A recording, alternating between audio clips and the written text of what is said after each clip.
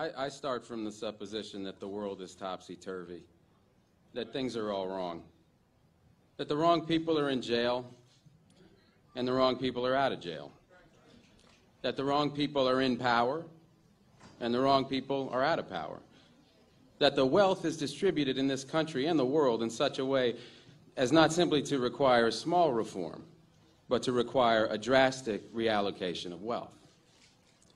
I start from the supposition that we don't have to say too much about this because all we have to do is think about the state of the world today and realize that things are all upside down.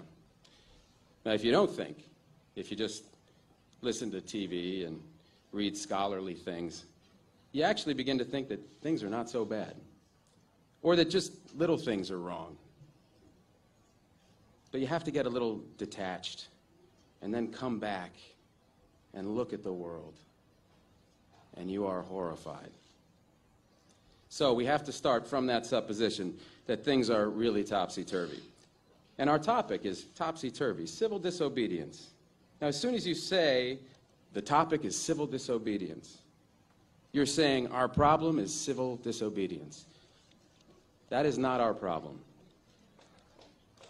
Our problem is civil obedience.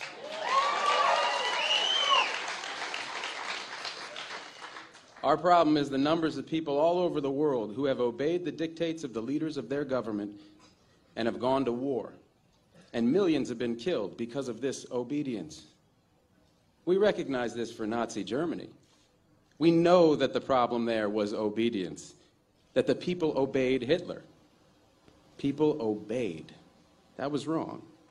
They should have challenged, and they should have resisted. And if we were only there, we would have showed them. Even in Stalin's Russia, we can understand that. People are obedient. All these herd-like people. Remember those bad old days when people were exploited by feudalism? Everything was terrible in the Middle Ages. But now we have Western civilization, the rule of law. The rule of law has regularized and maximized the injustice that existed before the rule of law. That is what the rule of law has done.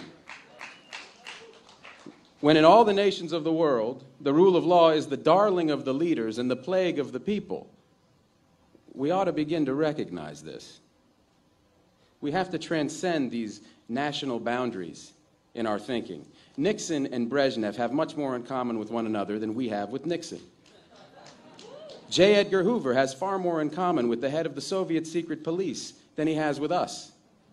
It's the international dedication to law and order that binds the leaders of all countries in a comradely bond. That's why we're always so surprised when they get together. They smile, they shake hands, they smoke cigars. They really like one another, no matter what they say. What we are trying to do, I assume, is really to get back to the principles and aims and spirit of the Declaration of Independence. This spirit is resistance to illegitimate authority and to forces that deprive people of their life and liberty and right to pursue happiness. And therefore, under these conditions, it urges the right to alter or abolish their current form of government, and the stress had been on abolish.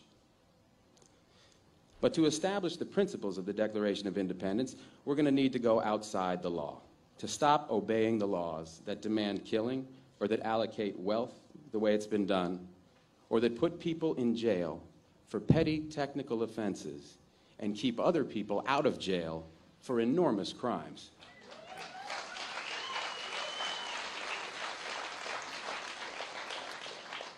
My hope is that this kind of spirit will take place not just in this country, but in other countries, because they all need it. People in all countries need the spirit of disobedience to the state, which is not a metaphysical thing, but a thing of force and wealth.